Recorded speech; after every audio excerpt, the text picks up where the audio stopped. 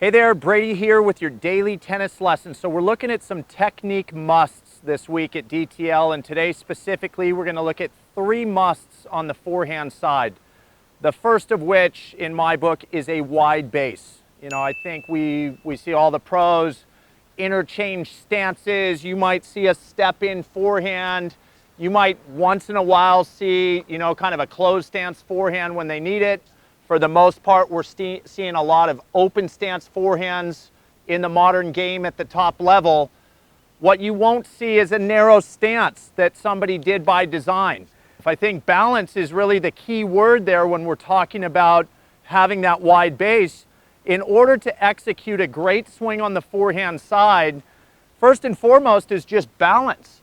Okay, so whether you're all open stance, whether you step in a ton, you still maybe go a little old school with that closed stance forehand, having a wide base is going to support a very modern forehand. All right, so that's number one. Number 2 would be contact point. In my book, this is the most important out of the 3. All right, so when I set up my stance, you know, open stance for the most part, I'm always looking to get a contact point that is at least slightly in front of my inside leg. So in this position as a righty, that's my left foot. If I can always get that racket to make contact at least slightly in front of that left foot, this is where the ball is easy to manipulate. It's lighter out here. We've created a ton of swing into contact. Anything behind that foot, I think it's pretty clear to see. I'm jammed up. I haven't created a lot of stroke into the ball. And out here, slight adjustments in front of that lead foot allow me to take care of controlling direction over the entire court. And that's with all the swings you can think of. I still want to make contact here if I go windshield wiper, you know, my standard forehand swing.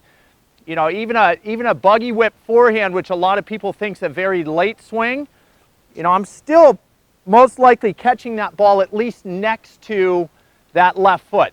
So contact point is so essential that we meet the ball at least slightly in front of that lead foot on a majority of forehands. And third would be racket speed. I kind of alluded to a couple of those different types of forehand strokes. You might go all buggy whip. You might go all traditional. You might throw in some windshield wiper. You know, I wouldn't say that any one of those is an absolute must to use all the time.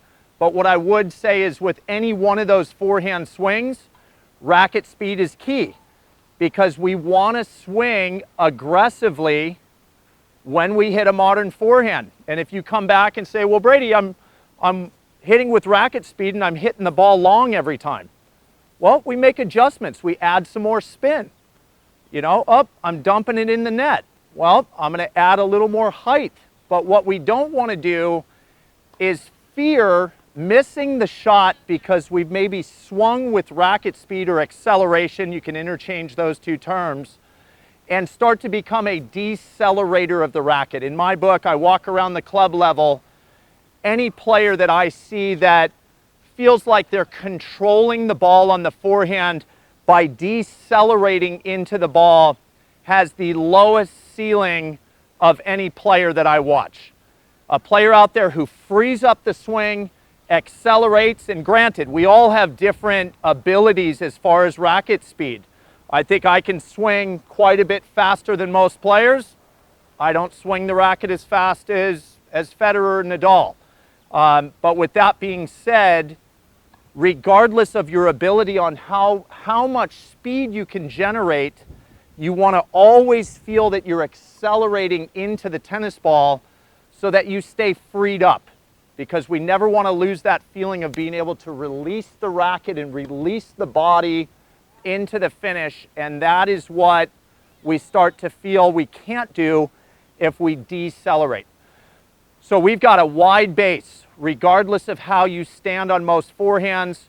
We've got contact point, so key to be able to get that racket making contact with a majority of forehands at least slightly in front of where you're positioned, and then generate speed through the ball. Let's have a look at a couple forehands here.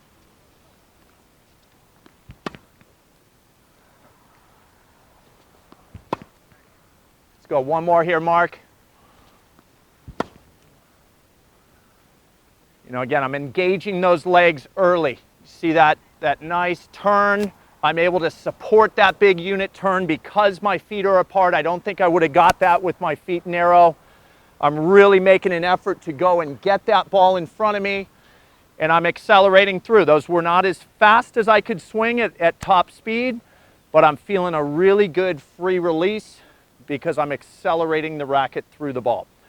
All right, so there you have it. 3 musts on your forehand.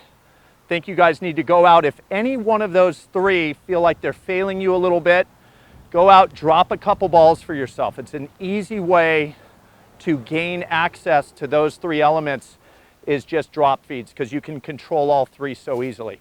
All right, so I hope that was super helpful. Please click like below this video. And if you have not subscribed to our channel yet, please do so, as well as check down below me in the description of this video. You'll find the link to 3 free courses that Mark and I have put together. I think you'll find those really helpful as well. All right, so until next time, be well, and we'll see you soon at Daily Tennis Lessons.